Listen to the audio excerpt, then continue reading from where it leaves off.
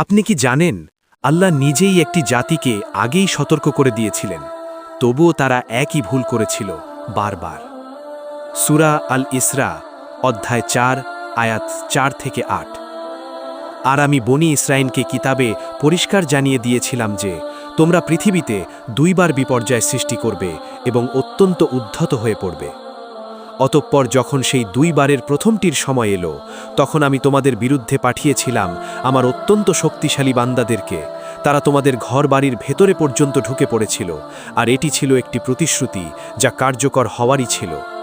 তারপর আমি তোমাদেরকে পুনরায় তাদের ওপর জয়ী করলাম, তোমাদের ধন সম্পদ ও সন্তান সন্ততি দিয়ে সাহায্য করলাম এবং তোমাদেরকে সংখ্যায় অধিকতর শক্তিশালী করলাম। তোমরা যদি ভালো কাজ করো তবে নিজেদের কল্যাণেই তা করবে, আর যদি মন্দ কাজ করো তবে তাও নিজেদের জন্যেই। অতঃপর যখন দ্বিতীয়বারের সময় এলো, তখন আমি আবার তোমাদের শত্রুদের পাঠালাম, যাতে তারা তোমাদের চেহারা মলিন করে দেয় এবং প্রথমবার যেভাবে মসজিদে প্রবেশ করেছিল সেভাবেই তাতে প্রবেশ করে এবং তারা যা কিছু জয় করেছিল তা সম্পূর্ণ ধ্বংস করে দেয়।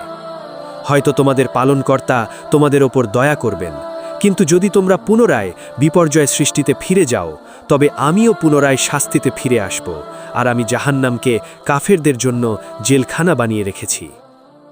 সংক্ষিপ্ত সারমর্ম: এই আয়াতগুলোতে আল্লাহ তাআলা বনি ইসরাইল জাতির ইতিহাসের দুটি বড় বিপর্যয় এবং তাদের কৃতকর্মের ফলশ্রুত আল্লাহর পক্ষ থেকে আসা শাস্তির কথা উল্লেখ করেছেন। একই সাথে এটি একটি সতর্কবার্তা যে অবাধ্যতা ও অহংকার সর্বদা ধ্বংস ডেকে আনে।